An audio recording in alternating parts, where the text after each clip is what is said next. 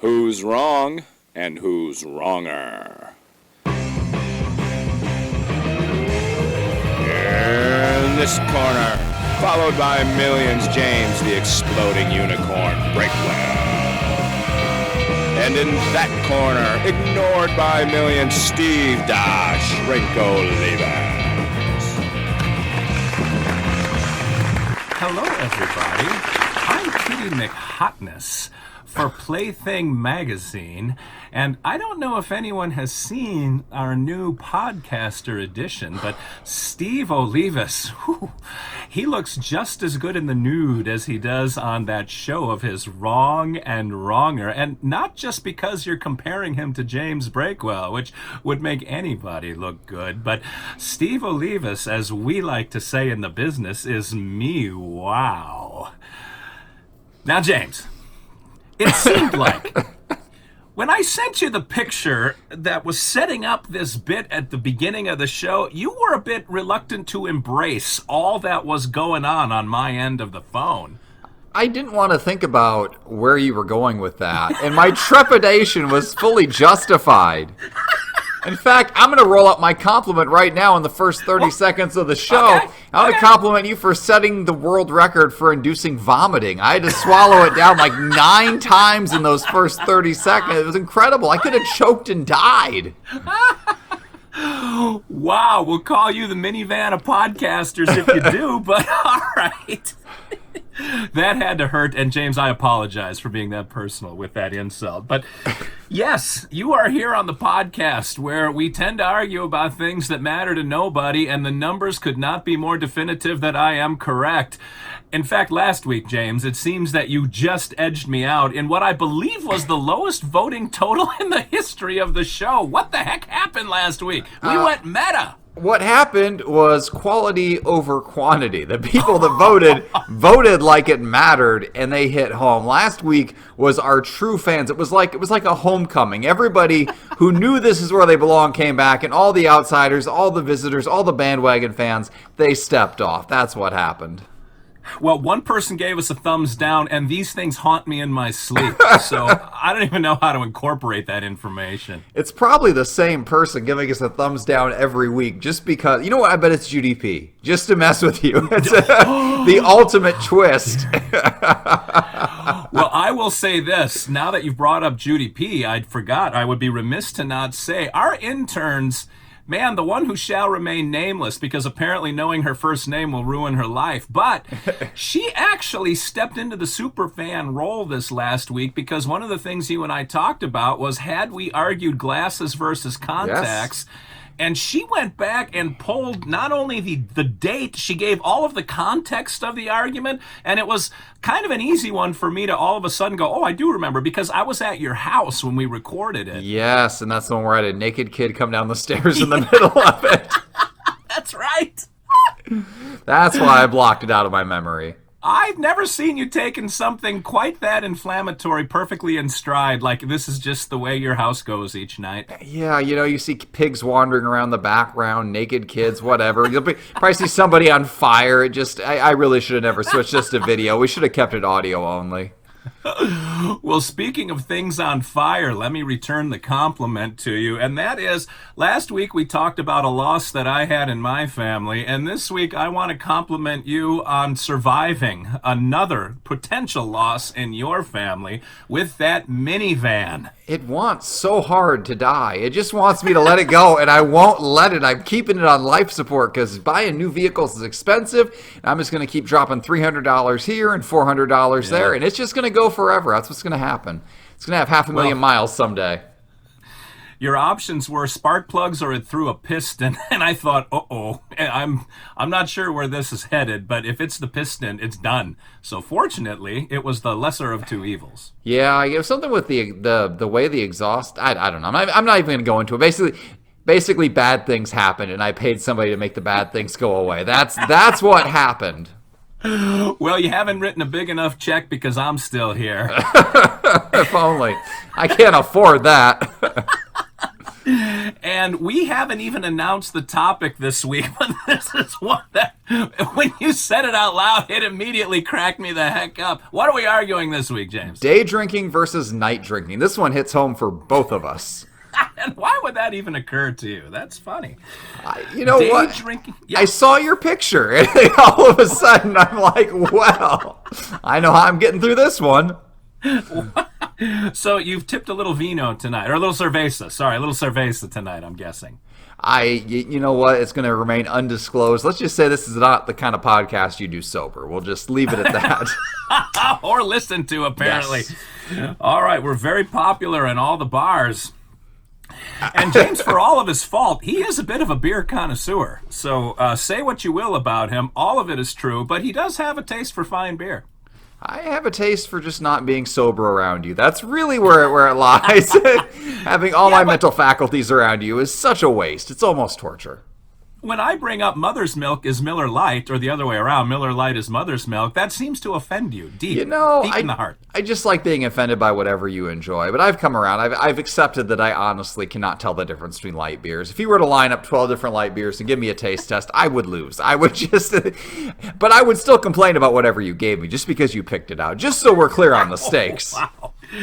All right, well, day drinking versus night drinking, and me being pure as the driven snow, I really don't have a perspective on either of these, but I'm a good sport. You know, I'll traverse down the path with you. And I've got the Guam Quarter of Fate here. I got a little mixed up because I have the regular quarter up here from a couple weeks ago when I couldn't find the Guam Quarter of Fate. But what shall the two sides represent for you, James Brady? Heads, I'm arguing day drinking. Tails, I am arguing night drinking. Because it could not happen. Crossed. Oh, I dropped it without flipping it. Hold on. Ugh. Could not happen any other way. Okay, heads is day drinking. That's all I heard. And it is heads. You, sir, have day drinking. Steve, this is the easiest argument ever to win. Because let me break it to you. I got some news for you. We are old. And alcohol is a depressant. If you're going to crack open your first beer after 8 p.m., you're going to be asleep by like 8:25. Like, that's just how it happens. You're not making it through the football game. You're not making it through date night. You're done. But you start day drinking. You drink at like 10 in the morning, like 10 to 4 in the afternoon on a Saturday. That is prime drinking time. You sober up in time for dinner. You don't waste your evening. You're good to go. We don't have the energy as adults to compound the sleepiness of beer with our natural just exhaustion from life. You don't want to pile that on. I'm not looking for a super nap. I'm looking to be wide awake. I want to be at my best. Also, when you day drink, you're social because everybody else is up and awake and moving about. It's not you just sitting in your house by yourself staring at the TV. It's you with the wider world. The sun is out. It's not a time to be depressed. It's time for activities. It's a time for going out to that football game and watching. It's a time for going to sporting events, going out to that picnic, going out to that race, and just enjoying being social and drinking in the bright light of day. Now, being a vampire like you, I mean, you probably don't really get that enjoyment, but for those of us who are human beings, we enjoy being social, we enjoy the brightness, we just enjoy life, and that's what day drinking is. Day drinking is life. Why do you hate life, Steve? Wow. All right. Boy, that has I've got a problem written all over it, that argument, James, because mine begins with two words: no shame. There's no shame in drinking at night. If you're drinking during the day out on your front lawn, sitting in like a kiddie pool, having a pig lay down next to you, when the neighbors walk by, they look at you a little funny, especially if you're wearing nothing but a pair of like pineapple underpants. But there's no shame in drinking at night. That's when people take a little snifter of brandy. They just get a little nip of hooch in them just to wind down in the evening because they have been out, going, and productive all day. 3 things that day drinking kills. Like, it just takes all of that motivation from life, and you end up owning nothing but that pair of pineapple underpants at some point. And date night, you got to drink during date night. And of course, like everyone, my wife and I play like Donkey Kong on our Nintendo 64 or whatever you and Lola do on Saturday nights. But like, you got to have a little drink because you realize this is what your life has come to, doing nothing but playing video games as a grown man. I can't imagine anybody that would do that, James. I mean, I have a job, for God's sake. Anyway, and I can sleep without the alcohol. I don't need to be drinking and take a running head start before diving off of that beer, I am sure that everybody who's normal can pace themselves and just have wings, couple of maybe a beer or two during the day, but nothing that's going to reach Breakwellian levels. And then in the evening, that's when you let your hair down. Probably not the right thing for me to say, especially to you, and just kind of let everything go. And James, I don't know what you have against common decency and shrouding your issues behind some kind of at least semi-opaque wall so nobody can know. So I have nothing to hide because I believe that alcohol is a reasonable adult activity that I can enjoy as a responsible grown-up. I don't need to hide my shame in the dark because I have some issues going back to when I was 19 and my parents caught me raiding the liquor cabinet. I legally purchased this alcohol, and I don't need to skulk around with it. It's okay. I'm out in the open. And as far as sleeping, though, alcohol might put you to sleep, but you actually don't get as good of sleep either. That's people who like to have a nightcap or whatever. It disturbs the way you get into REM sleep. I'm dropping some science on you. So Wow.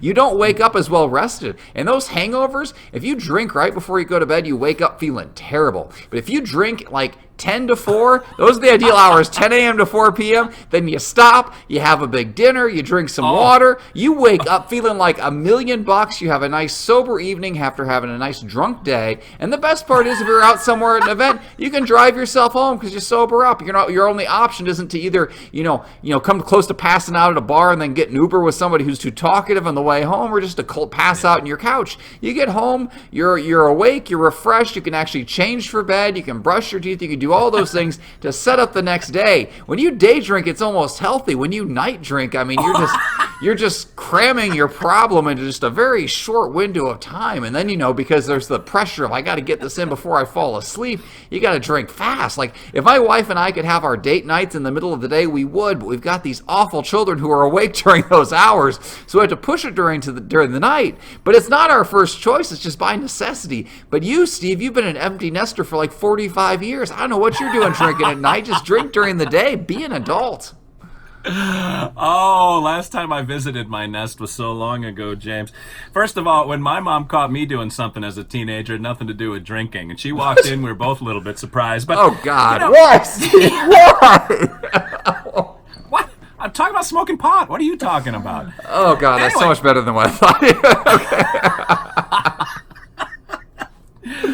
I just want to say that everybody who drinks from 10 to 4 will obviously hit the brakes, throw it into park at 4 o'clock, and then go into being a decent human being for the rest of the night. So you're talking to everybody who does stuff like that. My wife, if she has a couple, she's got a very narrow window of being fun when she's drinking. Because if she's like an ounce and a half too much, she is passed out somewhere sound asleep. And a little bit less than that, she hasn't quite hit the pinnacle yet. So hitting that window during the day has some potential pitfalls. I almost said fallbacks. Potential pitfalls, because she could be sound asleep at 4 o'clock. And I know you were hitting us with some science that you made up on the spot, but she will fall asleep, and she will sleep right on through the night. And lastly, if you day drink, you embarrass your children, James. And I know you and them have this whole love-hate contentious relationship with who pays the bills versus who has priority in the home. But I'm telling you, they're going to grow up and pay someone like me to talk them through all of the scars that happened when their daddy was day drinking. And I don't know what you have against children, but it seems to be pretty deep. They will remember me as the fun parent. Just you wait. I don't need to convince you. I need to convince the audience. So I'm going to roll so they can vote for me yet again. All right. Let me grab the dice here. We need people to vote. It's like we have to start this grassroots campaign to get everybody out to the polls. Well, I have to remember to share it. Sometimes I forget because I just like to pretend this podcast doesn't exist. When that happens, our numbers go down. People ask, do you do a podcast? I say no. Not one time. Never. All right. So if you want to vote for me and day drinking and joy, vote for 91. If you want to vote for Steve and night drinking and admit you have a problem, vote for 27. And if you want to throw your vote away, vote for 96. 96. We get a lot in the 90s. We get almost none in the 80s. Well, actually, we get 30. No, maybe we get some 30s. I don't know. We seem to have an inordinate number of 90s. All right. Well, just to get me out of whatever I just got into there. So, if you want to vote for James and clearly needing an intervention where you're going to have members of your family bringing stuff up from your past that you thought were dead and buried long ago, vote for 91. If you want to vote for common decency and making sure that your shame is hidden under a cloak of darkness, vote for me in 27. And if you want to throw your vote away, you can either vote for James or vote for 96, which I'm not sure what good that does anybody. But until next week, speaking of doing no good for anybody, you've made it through another 15-minute wrong and wronger. And so until next week, until we wrangle about something that doesn't mean nothing to nobody, I am Steve Olivas, Dr. Steve, for that dude over there, James the Exploding Unicorn Breakwell, saying thanks for watching, thanks for listening, and remember, I'm contractually bound to say 2 wrongs can make a right.